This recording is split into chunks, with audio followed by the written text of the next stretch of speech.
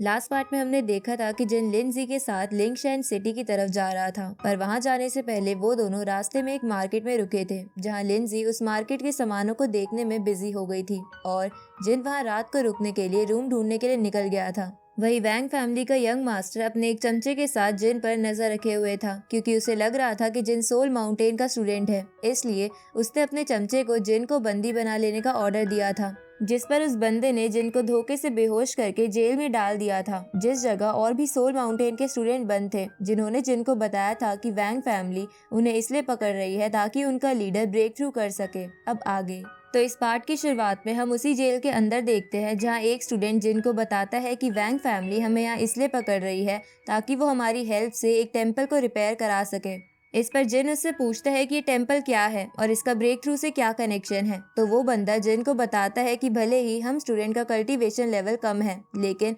हमारे अंदर बुद्धा की पावर मौजूद है, जिसकी मदद से हम किसी प्लेस की डिमोनिक एनर्जी को कंज्यूम कर सकते हैं, जिसकी वजह से वो प्लेस प्योर हो जाता है और वहाँ कल्टीवेशन करना बहुत आसान हो जाता है। तभी वो स्टूडेंट थोड़ा निराश हो जाता है, क्योंकि उस टेम्पल को प्योरीफाई करने में उनकी बहुत एनर्जी लग रही थी। अब जिन अपने मन में सोचता है कि इन सभी स्टूडेंट के लेवल दाओ सीड रिलीम से कम है, लेकिन वैंग जी गोल्डन बॉडी लेवल पर है और तो और उसका फादर वॉइड सैंड के पीक पर है, इसलिए जो भी करना है अब मुझे ही करना होगा। तभी वैंग जी और उसका सर्वेंट एक और स्टूडेंट को पकड़कर लेकर आ जाते हैं। साथ ही वो सर्वेंट उस स्टूडेंट को बहुत ताने मार रहा था, क्योंकि वो स्टूडेंट बहुत देर से टेम्पल बनाने का काम करने की वजह से थक गया था, लेकिन वो सर्वेंट अब भी चाहता था कि वो काम करे। इधर वो बाकी स्टूडेंट्स उस दूसरे स्टूडेंट को देखकर चौंक जाते हैं, क्योंकि वो उनका सीनियर था। इधर जिन चुपके से अपने आप को आजाद करवा लेता है, उसी वक्त वैंग जी का चमचा उस सीनियर को जेल में डाल देता है। तभी वैंग जी अपने चमचे से कहता है कि टेम्पल के काम पर इन स्टूडेंट्स को लगा दो। साथ ही वैंग जी जिन को भी काम पर लगाने को कहता है, क्योंकि उसे लग रहा था कि जिन दाओ सीड लेवल पर है, जिसकी वजह से वो ज्यादा वक्त तक टेम्पल बनाने का काम कर पाएगा। अब वो सर्वेंट जिन और बाकी स्टूडेंट्स को उस टेम्पल वाले काम के लिए ले जाने लगता है, जहाँ जाते वक्त जिन एक नकली पावर से अपने हाथों को बांध लेता है ताकि किसी को उस पर शक ना हो। अब उस जगह पर पहुंचने पर वो सर्वेंट सभी के हाथ खोल देता है, जिसके बाद वो स्टूडेंट्स काम पर लग जाते हैं, लेकिन जिन वहां से नहीं हिलता, जिसको देखकर उस बंदे को कुछ भी समझ नहीं आता कि जिन के हाथ क्यों नहीं खुले। तभी जिन अपने हाथ खोलकर उस सर्वेंट के मुंह पर मारकर उसे दूर फेंक देता है और उसे कहता है कि तुम्हारी ये बच्चों वाली सील मुझ पर काम नहीं करेगी। इधर वैंग जी ये देखकर जिन पर पीछे से अटैक कर देता है, लेकिन जिन उसे काफी आसानी से डॉज कर लेता है। ये देखकर वैंग जी गुस्से में अपनी स्वॉर्ड से जिन पर हमला करता है, लेकिन जिन अपनी फास्ट बॉडी टेक्निक की हेल्प से उसके अटैक से बचते हुए उसे एक पंच करके दूर कर देता है।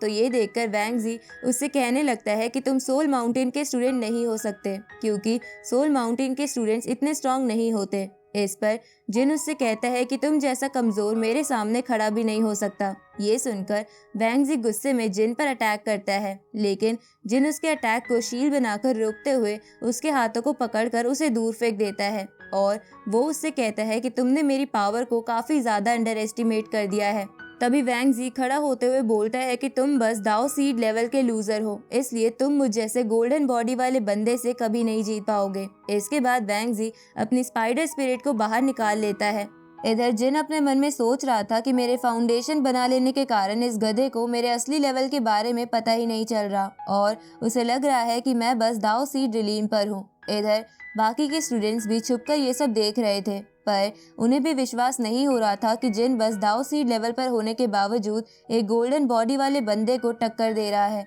इधर वैंग जी जिन से कहता है कि तुमने मुझे गुस्सा दिला दिया है, इसलिए अब तुम्हारे भीख मांगने के बाद भी मैं तुम्हारी जान नहीं बख्शूंगा। अब वो अपनी स्पाइडर फॉर्म से जिन पर अटैक कर देता है, तो जिन अपनी बारबेरियन रैट टेक्निक से उस पर हमला करते हुए कहता है कि आखिर तुम्हें ऐसा क्यों लग रहा है कि मैं तुमसे भीख मांगने वाला हूँ। अब उस बारबेरियन टेक्निक को देखकर वैंग जी उससे पूछता है कि तुम ये डीमोनिक टेक्निक इस्तेमाल करना कैसे जानते हो, पर जिन उसे कुछ नहीं बताता। इसके बाद जिन वैंग जी की स्पाइडर को पीछे फेंक देता है, जिसके बाद वो उस पर अपने पॉइजन पाम से अटैक करता है, जिसे वैंग जी अपनी स्पाइडर के वेब से शील्ड बनाकर रोकने लगता है, लेकिन वो जिन के पॉइजन पाम को नहीं रोक पाता और वही मर जाता है। तो ये देखकर बाकी सोल माउंटेन के स्टूडेंट्स हैरान हो जाते हैं। वहीं जिन अपने मन में सोच रहा था कि इस पॉइजन पाम टेक्निक का इस्तेमाल करने के कारण मेरी बहुत सी स्पिरिचुअल पावर खत्म हो गई है, तभी एक स्टूडेंट जिन के पास आकर उससे पूछता है कि आप तो बहुत पावरफुल हो, तो क्या मैं आपका नाम जान सकता हूँ? जिस पर जिन उससे कहता है